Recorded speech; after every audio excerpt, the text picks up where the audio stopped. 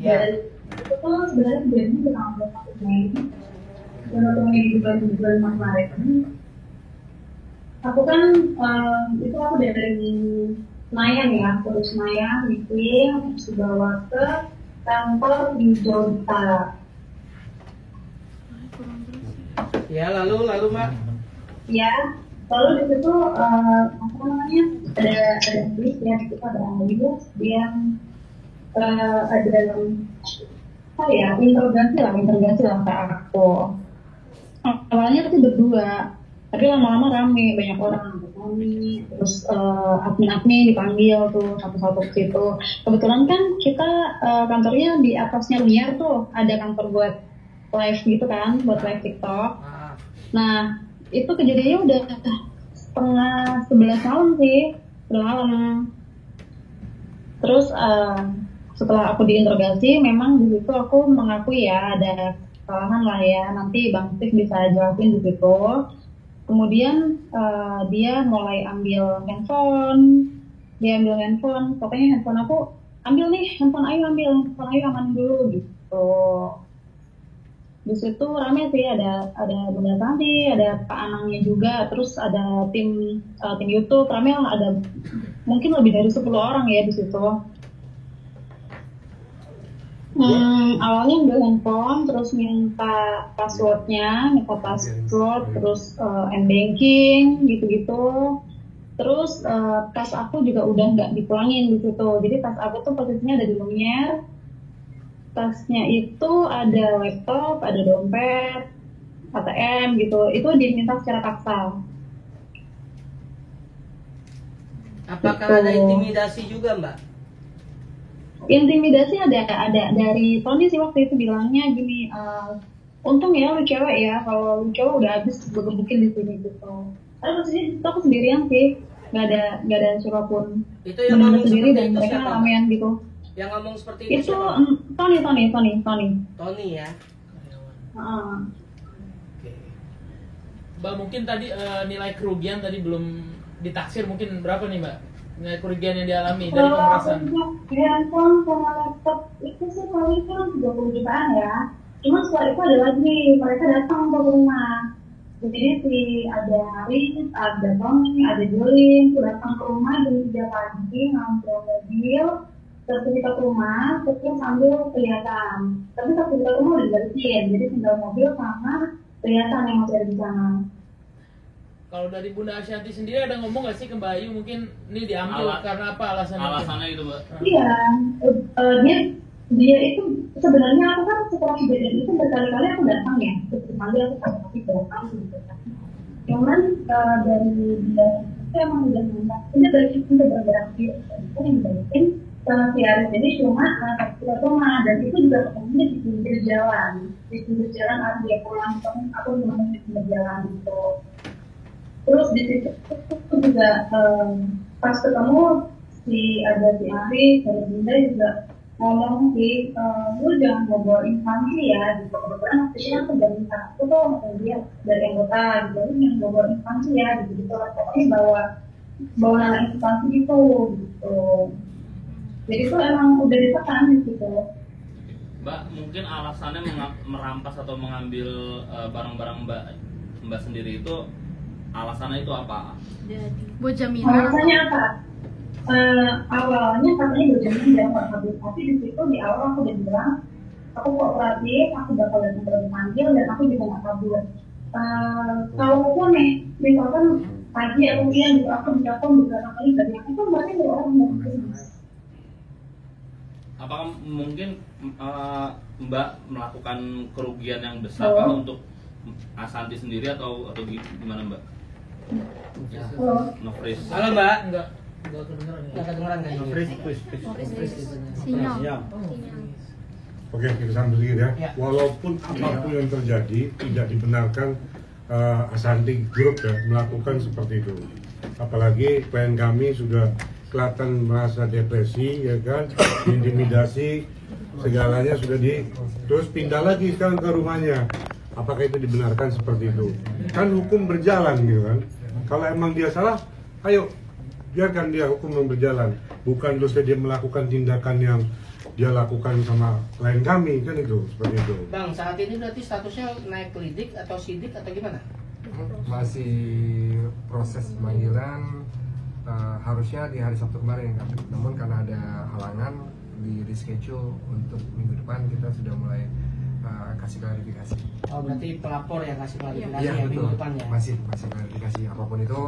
Kita kalau dia bisa menerbitkan satu LP, ya lanjut.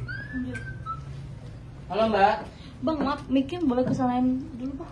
Mic ini yang TV. Senin. Iya, Mundur. Iya bang, putus ya. Ya, Ya, jelas mas, soalnya ditanya. Sebentar. Tahan dulu, Oke. mic semua, mic. Mbak, ngulangan tadi Mbak ya, itu berarti tadi katanya sebagai jaminan ya Mbak ya? Jaminan atas apa Mbak ya? Awalnya sebagai jaminan.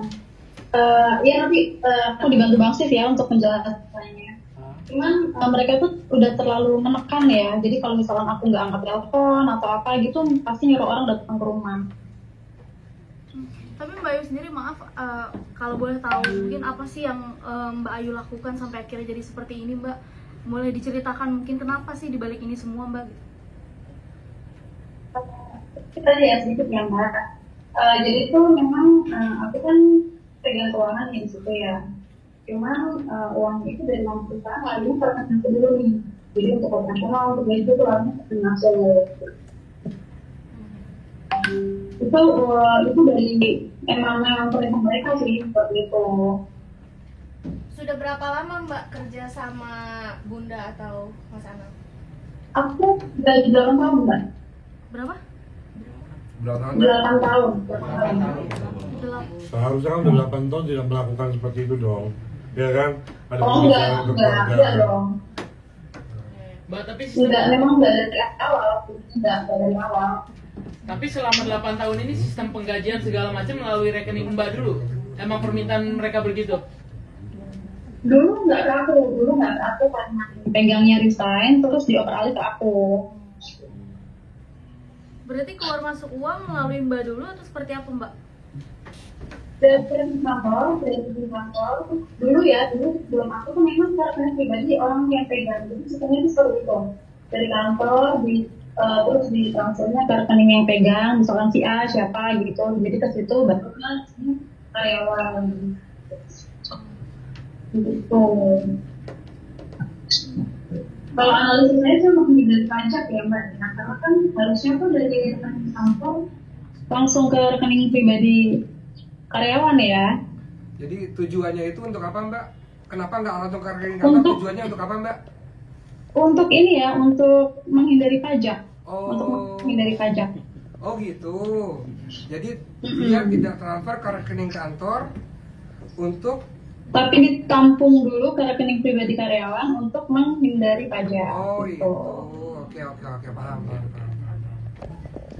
Mbak Ayu, perampasannya sekitar bulan berapa? Saya tahu nggak? Ya, tadi udah istri. Pelaporan dari siapa nih Mbak? Sorry. Perampasan yang dilakukan. Oh, bulan Mei Mbak, bulan Mei. Bulan Mei 2025 di tanggal 21, dari tanggal 21. Tapi Mbak Ayu mohon maaf, memang Mbak Ayu sendiri mengakui ada kesalahan yang Mbak Ayu lakukan atau Iya, memang dari awal aku mengakui, aku kooperatif, disuruh datang ke rumah, di kantor, aku datang terus sih, nggak pernah nggak ada mereka undang aku selalu datang. Berarti kalau kita notice ke pajak gitu kan untuk dilakukan audit gitu gimana tuh ya kira-kira Mbak ya? Bagus sekali ya. Oh boleh banget, boleh banget dong kalau itu. Bagus. Karena memang aku ada pegang. Karena aku memang sebelumnya megang ini sih. Jadi mereka itu memang udah ada permasalahan di pajak ya. Terus yang dikejar-kejar sama orang pajak ya aku, karena aku yang kerja di kantor gitu. Oke, boleh. Berarti kalau dia lanjut kita gaspol ya. Tapi kan bukti-buktinya Gaspol. Bukti-buktinya udah disalin ke tempat lain atau Ada dong. gimana? Bukti-bukti masih dipegang. Kan ada HP sama laptop kan Bukti apa nih? Bukti-bukti. Transaksi. Oh, menurut mereka sih handphone aku di penyidik menurut mereka, tapi penyidik belum terima sih. Nggak bisa pula dia ngambil begitu aja, harus ada Iya, acaranya. penyidik belum terima. Menurut mereka waktu itu pas aku minta katanya udah dititipin di penyidik di Polda. Tapi kan mereka laporin aku di Polres Tangsel ya, dan mereka belum terima sih. Sampai sekarang masih ada komunikasi nggak sih Mbak Ayu? Dokumentasi aku nggak ada Mbak. Komunikasi. Iya? Komunikasi. Masih komunikasi nggak sih sampai sekarang? Komunikasi udah